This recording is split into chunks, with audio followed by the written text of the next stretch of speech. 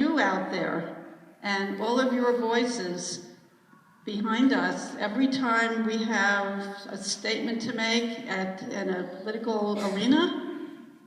If I can walk up to the political arena and say, I got 2,000 people or 3,000 people that actually wrote in and voted on something, on an issue, and this is what they said, we can have a major political clout. That's what we're aiming for in this. That's what we're going to aim for in this, in the next 2 years. We're going to figure out a way of harnessing your voices and getting your voices out there to the people that can make a difference.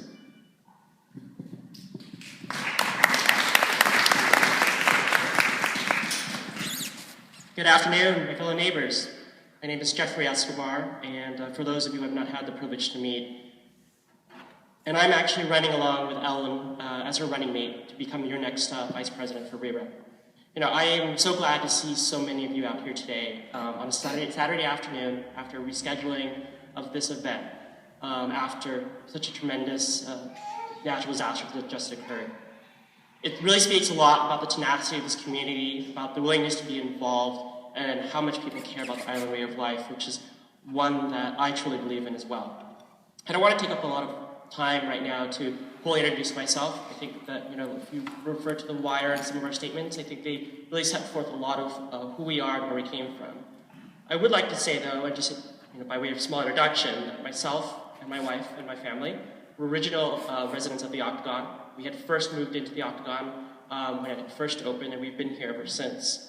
As Matt had said, our building has been out of power since the height of this storm surge, where we were underwater for about 4 feet, but we finally got power this afternoon. But what really was amazing to us is that the amount of outreach, the amount of caring that came from this community. And it is one that I think that RIRA would look to make sure we capture and propel ourselves forward. By way of profession, I am a construction and land use and development attorney for Proskauer, which is a large top law firm here in the city. I also have been appointed by Manhattan Borough President Scott Stringer, vetted by Jessica Lappin, and currently sit on Community Board 8, along with actually Ellen and Larry Parnes, your RIOC candidate. Together, the three of us have been able to work on a lot of city initiatives, initiatives that directly affect island life, including saving the Beacon program here that was slated for cutting, that was here on the island, as well as making sure that our island was part of the initial rollout of the city share bike program, which has been postponed but will restart next year, and as well as making sure that the revitalization of the waterfront is part of the Grand Master Plan, which originally was not part of, and that was released this year. As an Octagon rep, I was actually tapped by RIRA to actually use my professional experience and to help guide the organization on how to deal with Cornell and the oncoming onset of a large project, and what we can do as citizens to have our voices heard. Together with Ellen and other members, we've actually been able to form the Roosevelt Island Community Coalition, which consists of 30+ community groups, which including educational institutions, community groups here, religious institutions, to actually directly advocate and deal with Cornell.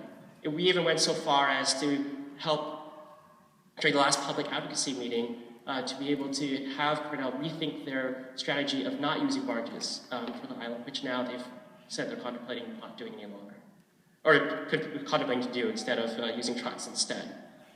So, but why I'm running for, okay, so I guess I'm out of time, but I really would love to hear from you. I'm really excited to hear some questions. Thanks.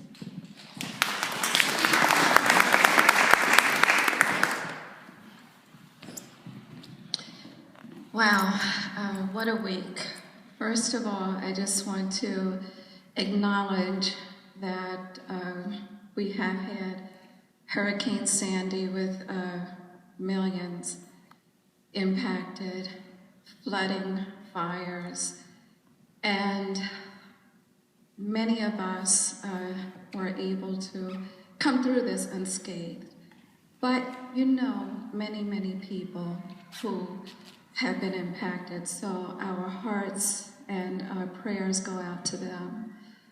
My name is Sharon Pope, and I am honored to be running for Vice President against Jeff, but also on the same, within the same election ticket as Ellen and Larry for RIOC and Margie for RIOC. What a great group of people. And whoever wins, we're going to be very well served. I'm a 36-year resident of Roosevelt Island, and honestly, I want you to know that I really believe it was the early pioneers, the early settlers here on Roosevelt Island that have made this the phenomenal community that it is. And I want you to know that your collective voices will be heard as vice president, will be heard through my ears. I will speak for you as vice president of the Roosevelt Island Residents Association. I can't end this without saying, my mom is here. And Dr. Jacqueline Pope in the back. Mom, raise your hand. Because we always have to give a shout out to our parents. And honestly, when she moved here, clearly I was with her. I honestly thought that this was a crazy place to live. Everything looked very new. Nothing looked lived in. But there are a number of people here in this room who've been here over 25 years. So you know the dark days. And we have been through some good days. But I want to also share with you a couple of suggestions and ideas that I have as vice president, which is to end on time. Thank you very much, everybody.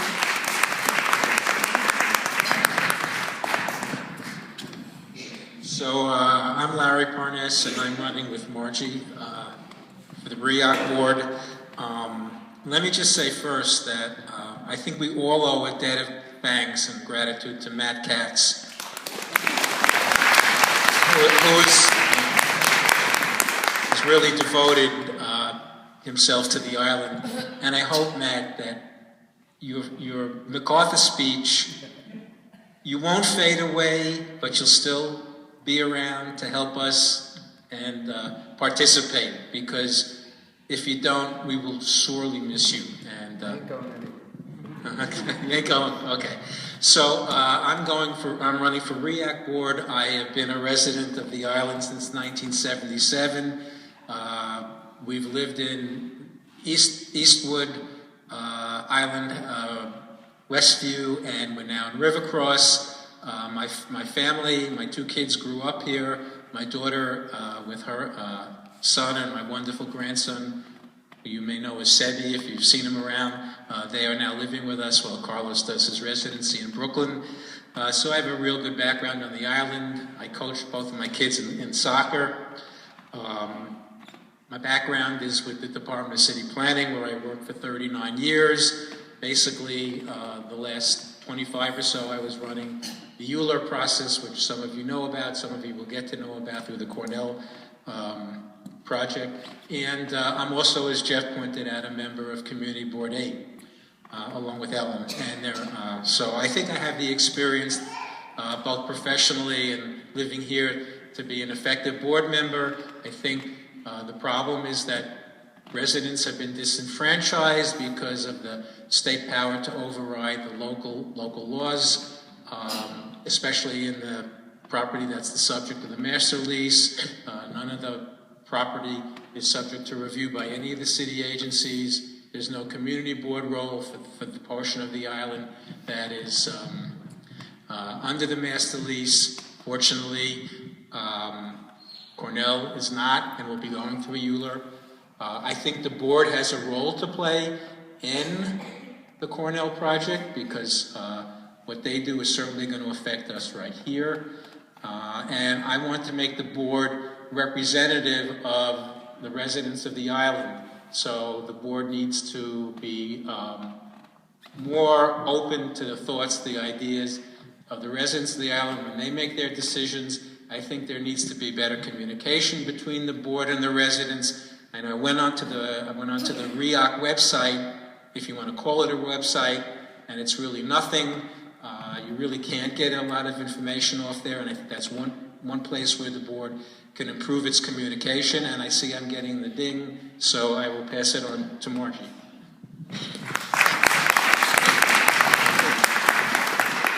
I was hoping I wouldn't need notes on this because I can't see this anymore, but I've been living on Roosevelt Island for 33 years. I've been in River Cross the entire time.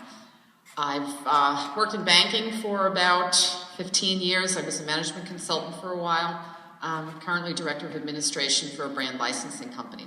So I've got enough business background to be able to understand the management aspects of being on the on the RIOC board, sorry. I was a member of RIRA for about 8 years. I was vice president of RIRA for 2 years and head of government relations for about 5 or 6 years. And I was part of the Maple Tree group because I believe very strongly in democracy and having elected representation on the RIOC board. And that's why I ran several years ago for the board and was fortunate enough to be put on the board. Since I've been on the board, I think we've gotten some things accomplished. I think you can see the storefronts are starting to come back. The Island House privatization has gotten to a point where I think we're actually going to make it over the finish line, but we've still got way more to go on that on Island House, in Westview, in River Cross. There's always a million infrastructure issues, the seawalls, the railings, the helix. So we're constantly looking at those kinds of things, and I would like to stay on the board to keep focusing on those things.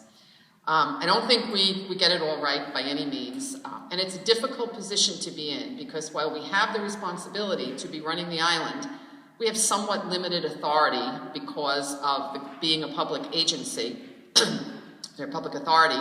The governor's office keeps a very close eye on what we're doing, but in a more authoritative way. I love them keeping an eye on us as far as scrutinizing what we're doing, but we need to have a little more flexibility as far as being able to really run the place to the way that we would like to, because I think being closer to what's going on just by the proximity of living on the island as opposed to living in Albany, we kind of know better things that need to be done. Cornell coming is going to be a game changer. We are going to have some big infrastructure issues, and while the property that they're on is New York City property, they're surrounded by a little piece of property that belongs to us, and of course the whole rest of the island belongs to us. So we have to make sure that while we want to welcome them, we don't want to be footing the bill for a broken helix and to repair the roads. We're going to have to put the tram on, more continuous running of it. The trains are going to be crowded, so we're going to feel the impact of that, and we have to make very sure that they understand what that impact is. Because I think now they're coming into a community that's unlike any others. If they were moving on 2nd Avenue, the people on 2nd Avenue wouldn't have to say, well, wait a second, you have to pay for more bus service. That would be the city of New York. They don't get that this is all our budget. Everything that gets done here comes out of our pocket, and now I'm getting told. I was going to say I'm not even going to take 3 minutes, but anyway, I'd like to vote.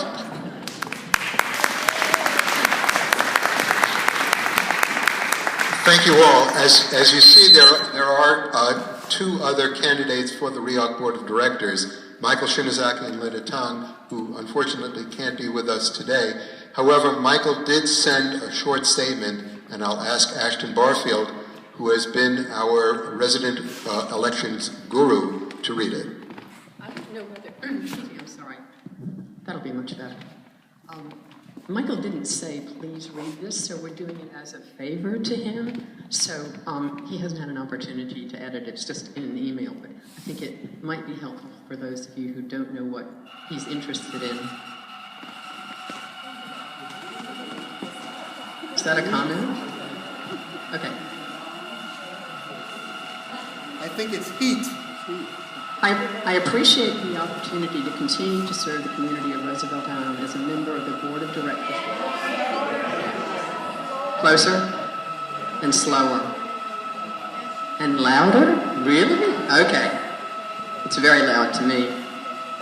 I appreciate the opportunity to continue to serve the community of Roosevelt Island as a member of the Board of Directors of RIOC. There are many challenges facing our island, from housing issues, the Cornell Project, steam plant, seawall, island programs, to general operational efficiency.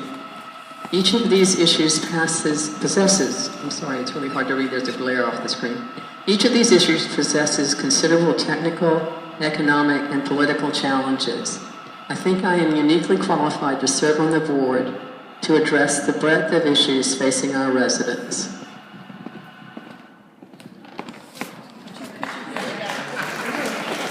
And the noise stopped. Could you hear it?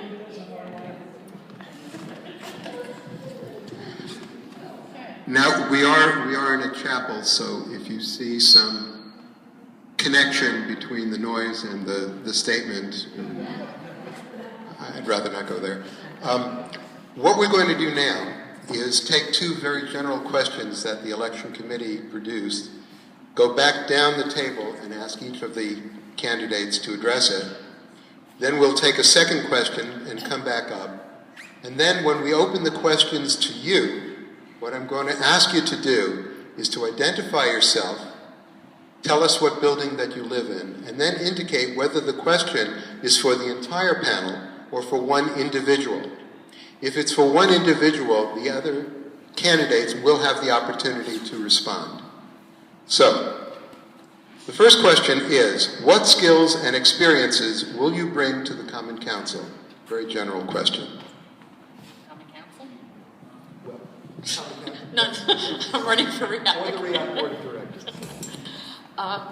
Okay, I think my business background, from having been in business for 30 some odd years, my experience in the community as being a member of RIRA, I was on the Rivercrest Board of Directors and on the RIOC Board itself for several years.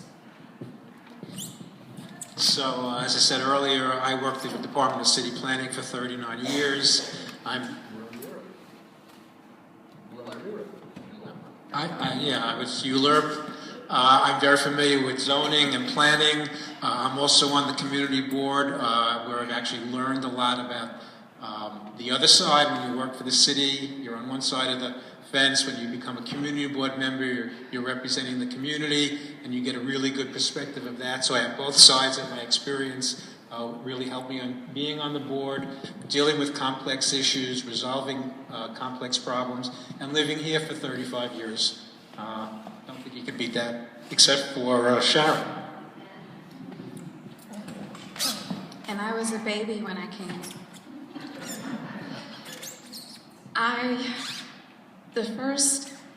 It's not really a skill, but I am passionate completely and fully about Roosevelt Island. And I believe that we're at a significant crossroads. We're going to have Cornell Technion, and I have the skills to work collaboratively to ensure that the impact of the project is on us as a community who lives here, for that impact to be as minimal as possible.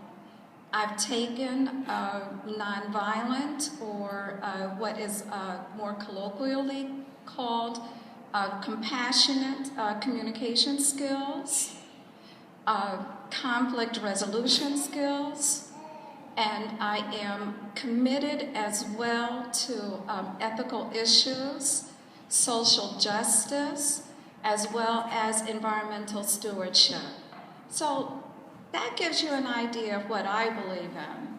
My background is a little bit different. My undergraduate degree is in accounting. I've taken some graduate courses in urban planning. I've worked in the capital markets sector for several years as a financial auditor. And I am happy to tell you that while those years were good ones, I'd never want to repeat them again.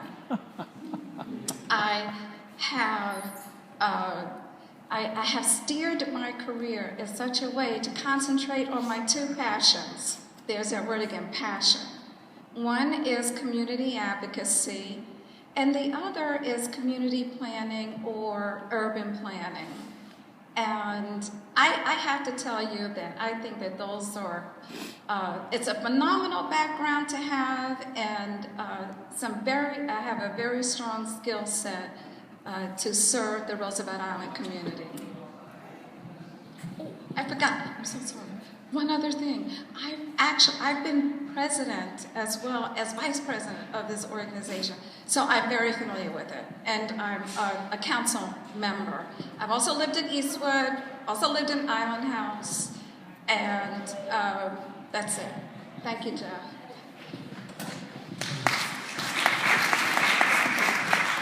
So as we were stating earlier, I mean, I'm an attorney for a land use construction and development attorney for a large law firm. And so quite frankly, day in and day out, what I do professionally is help build communities, help plan out communities across the nation. And inherently, a lot of the issues and a lot of the social issues that are impacted are ones that we deeply build into and take into every transaction, to every community we build. What I've been able to do is take that skill set and use it during my tenure, both as at the term with RIRA this last 2 years, and as well as sitting on Community Board 8 in both the zoning land use and development aspect of it, as well as the community outreach, the educational outreach as well. I think what the biggest skill set you really need for any organization, and one for RIRA specifically, is you need to have a compassion for your community, have an understanding of people, but also an understanding of how our community fits into the larger one. And that is one that I'm constantly looking at every day. It's one that fascinates me, and one that I truly believe is a skill set that I would bring to RIRA.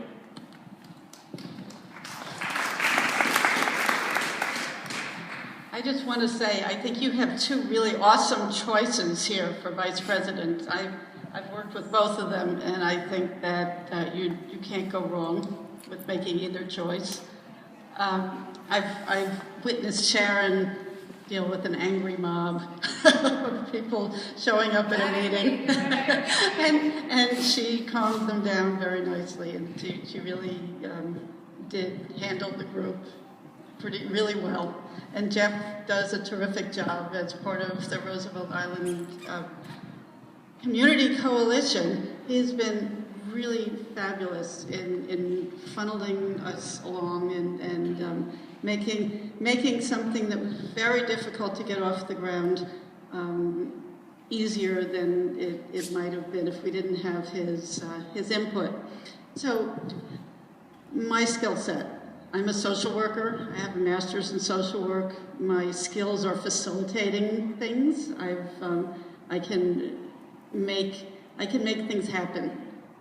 I've spent the last 30 years advocating for everything and making things happen for people.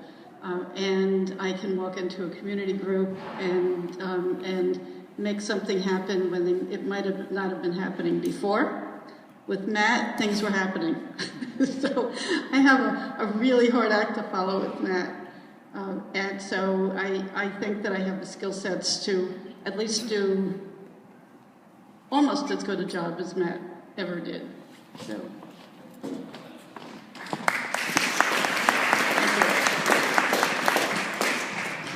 For the last set question, we'll start with Ellen and work our way back. And the question is, in your opinion, what are the 2 or 3 most important issues facing the Roosevelt Island community? I think the biggest issue right now is Cornell coming. We've got a lot of construction on the island, and we've got to make this work. We want to make we want to have a collaborative effort with Cornell. We want to have an easy time of the construction, and we'd like to get as much as we can for the community during in our negotiations with Cornell. Your voices will be heard, and that's what our goal is, to work out, to find out what everybody's voices want. Okay. The other issues that came to the forefront right this week is emergency services.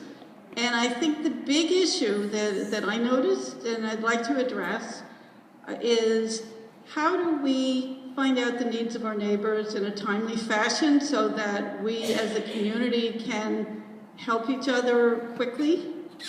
You know, how do we find out what one building might need so that we can harness the efforts of the rest of the island who are looking for ways of helping to actually do something in a timely manner. So that is something that RIRA could really help with.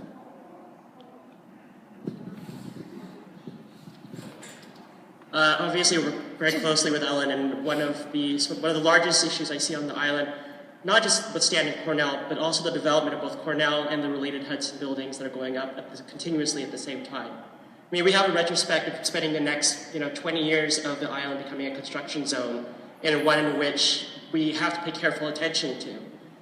Without careful monitoring, without careful planning, without careful input from the community and creating a community voice that advocates for the community during this process, I think that we have a huge chance of becoming a problem that exists now become one that's insurmountable.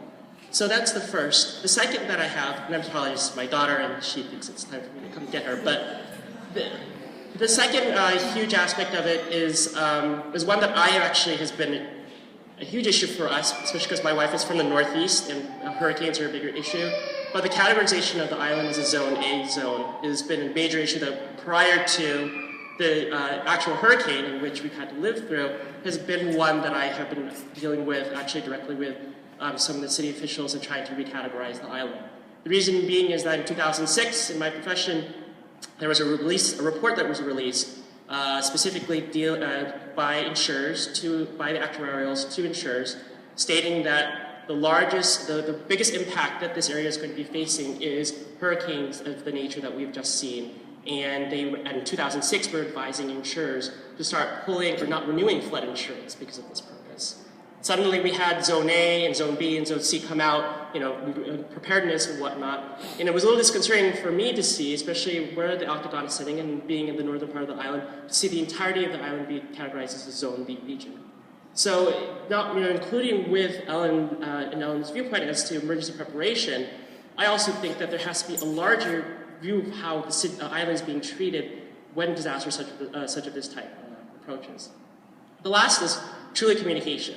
I think that we all our buildings have differing ways of communicating with each other within the building, but between building to building, communicating between the buildings is a huge, I think, cumbersome aspect that needs to be streamlined. Without doing so, if we were able to do so, what was happening at the Octagon, for example, with power outages, could have been easily told down to Southtown within minutes.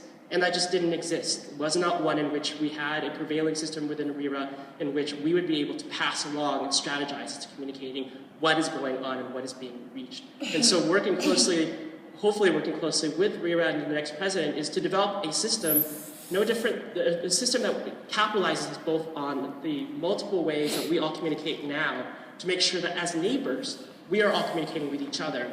And that communication espouses what we all really want here in this greater sense of community and as one on this island. So those are really the three impacts, but those are also hopefully three solutions we can reach. Thank you, Jeff.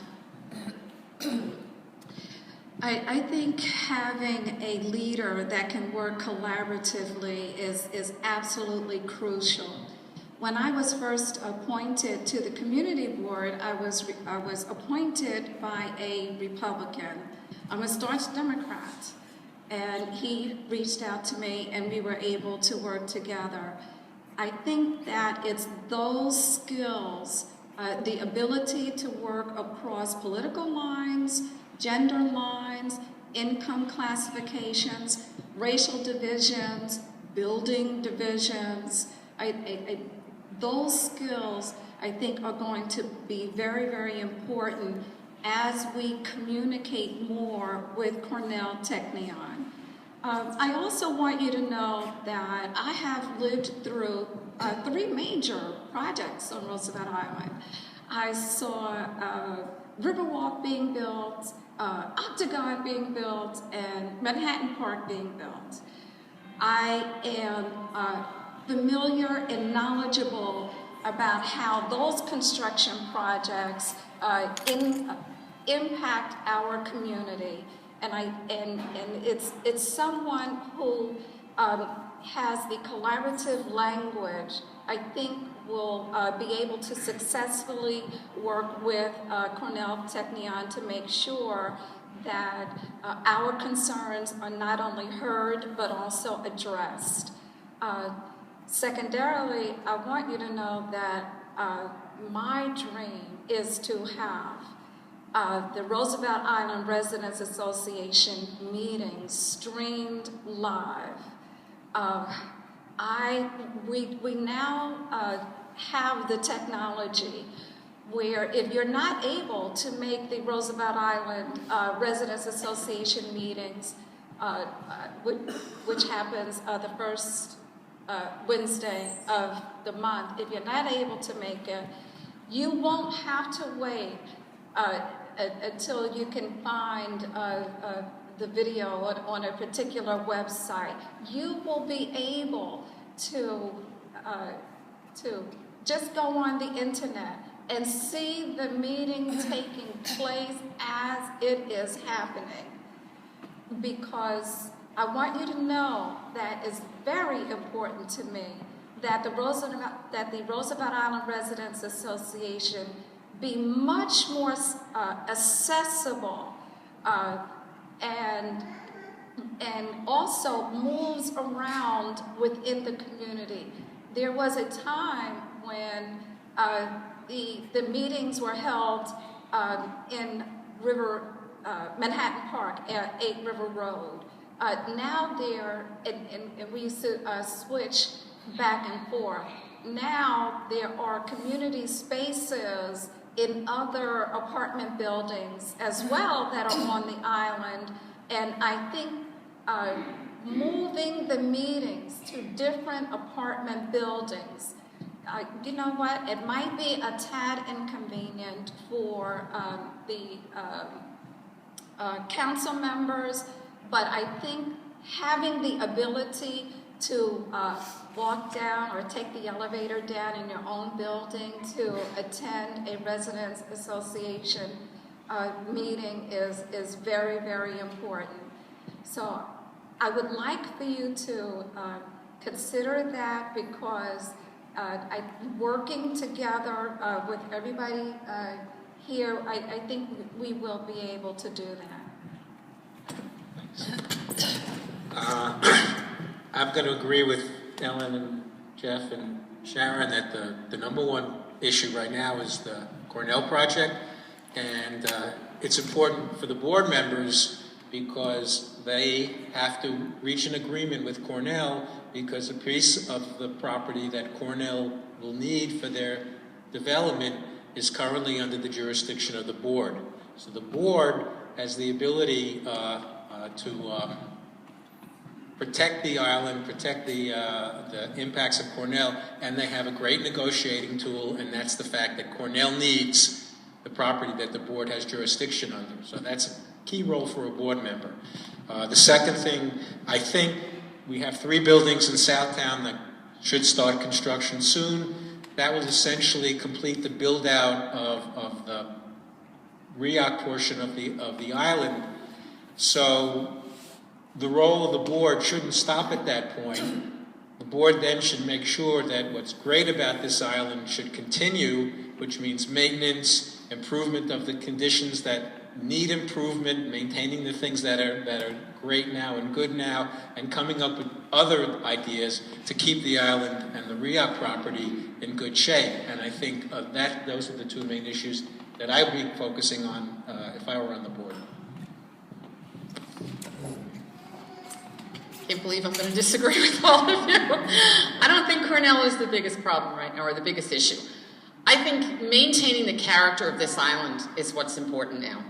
I think if I've learned anything over the last couple of days with the hurricane, is that this is a town And people in towns have a certain spirit, and there's a spirit on Roosevelt Island. And we're in danger of losing that with the affordable housing. We have to make sure that the wire buildings all come out and of Mitchell-Lama with an affordable program so the people who built this island can stay here. And we have to make sure that the Cornell people get integrated into the community and they understand enough about us. Everything else, the infrastructure and all that, I'm not minimizing it by any means. It's important. But as I've been telling all my friends in the Rockaways, it's just stuff.